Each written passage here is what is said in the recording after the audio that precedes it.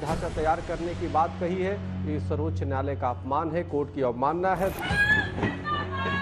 मैं ये बता देना चाहता हूँ कि बाबरी को दोबारा बनाने का सपना कोई देखने की गलती ना करे। यहाँ सिर्फ राष्ट्र विरोधी तत्व सक्रिय हो रहते हैं और वो पैदा कर रहे हैं।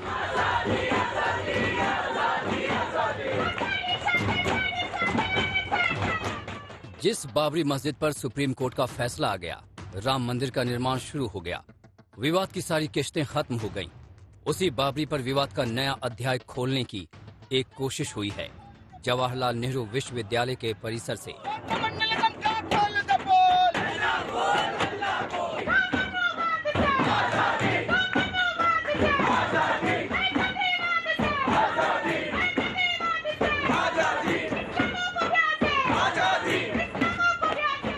रात के अंधेरे में बाबरी मस्जिद निर्माण के नारे लग रहे हैं। लेफ्ट विंग के छात्र संगठनों ने बाबरी मस्जिद विवाद को फिर से आग दिखाई है। बुझ चुकी लौ में घी डालकर फिर से विवाद को धत्काने का प्रयास किया है।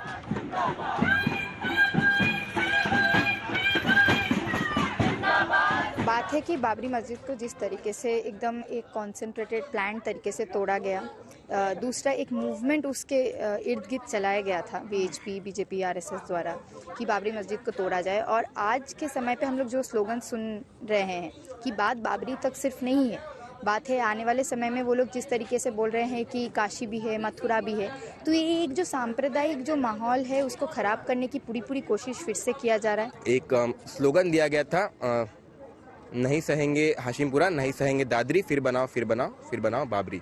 तो जिस तरीके से जिन भी जगहों का इसमें मेंशन किया गया, दादरी चाहे वो हाशिमपुरा हो, जहाँ पे एक सांप्रदायिक तरीके से एंटी मुस्लिम वायलेंस हुआ है, और बाबरी में भी जहाँ तक बाबरी मस्जिद का सवाल है, एक इंजस्टिस वहाँ भी हुआ है। और इसका यही मतलब है कि जो इंजस्टिस हुआ है उसे सही किया जाए, और इसको सही करने का जो एक तरीका होगा वो बाबरी को फिर बनाया जाए।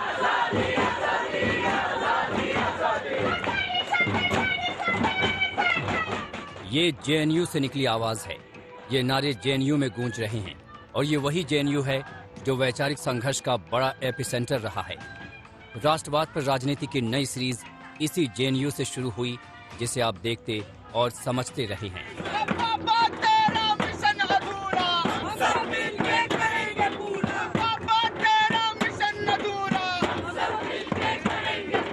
अब इसी जेएनयू से छात्र नेताओं की ये नई टुकड़ी बाबरी मस्जिद पर नई मोर्चाबंदी करने में लगे हैं, और वो भी तब जब उत्तर प्रदेश का चुनाव दहलीज पर खड़ा है। बीजेपी ने बाबरी बनाओ इन नारों का फौरन जवाब दिया। न्यायालय का फैसला है, ये न्यायालय पे सवाल। मैं एक बात नहीं समझ पाया आज तक कि हर बार जेएनयू में ही भारत विरोधी, देश विरोधी, आस्था विरोधी, धर्म विरोधी नारे वहीं क्यों लगते हैं?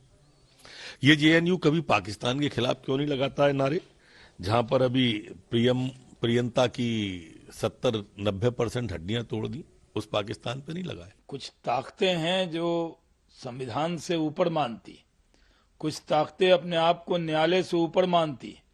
जब न्यायालय से फैसला हो गया और देश के 130 करोड़ लोगों ने इस फैसले को स्वीकार किया और एक सौहार्द का माहौल बन गया पूरे देश के अंदर, तब इस तरह के नारे लगाकर जेएनयू में इस तरह की आवाज उठाकर देश के माहौल को खराब करना चाहते हैं कुछ दल, और उसके जो छात्र संगठन है, इन पर पूरी देश की नजर है।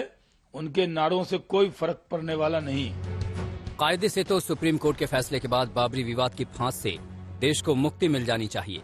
ये विवाद हमेशा के लिए खत्म हो जाना चाहिए।